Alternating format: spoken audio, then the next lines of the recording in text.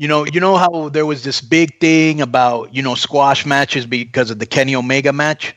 Yes, I do. Okay, so we were talking about that yesterday, and I was reminding Disco that there was a time when you had told Brian Cage to go out there and squash somebody, and he ended up giving the guy like way, way, way too much.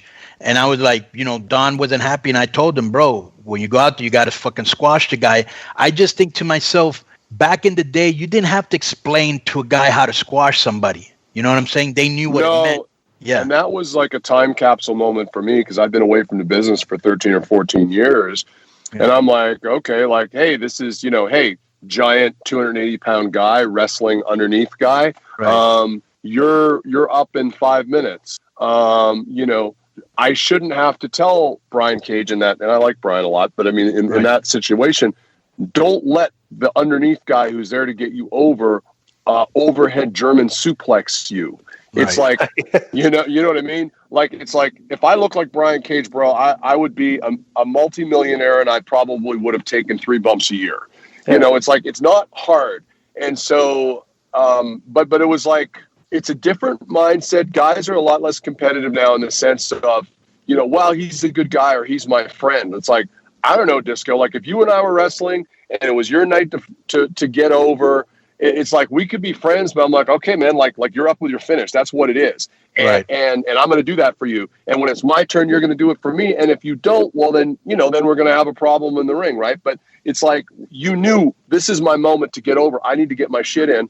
And that's a foreign concept now. I think people are less competitive. I think there's a sense that, I need to get over by having 50-50 matches. The problem is if you do any one thing, like, let's just say that everything in wrestling was Luthez versus Billy Robinson, no bumps, headlocks, blah, blah, blah. Well, that gets boring after a while.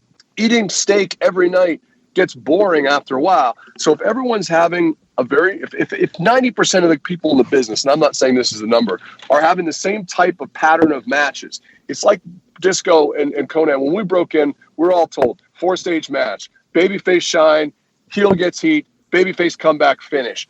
And the matches were formulaic, and it got a bit old. So when people started doing some different false finishes, it was like, wow, this is cool.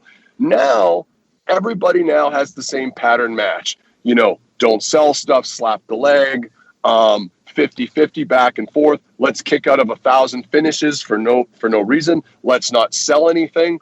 It's like, why is Tessa Blanchard super over? Because Tessa Blanchard sells. And I sounded like Vince there. And Tessa Blanchard makes comebacks. Why is Rich Swann amazing? Because Rich Swann sells. Rich Swann makes comebacks. Rich Swann gets you with his selling. He pauses to let you see the pain on his face. So let's not all have the same damn kind of match all the time.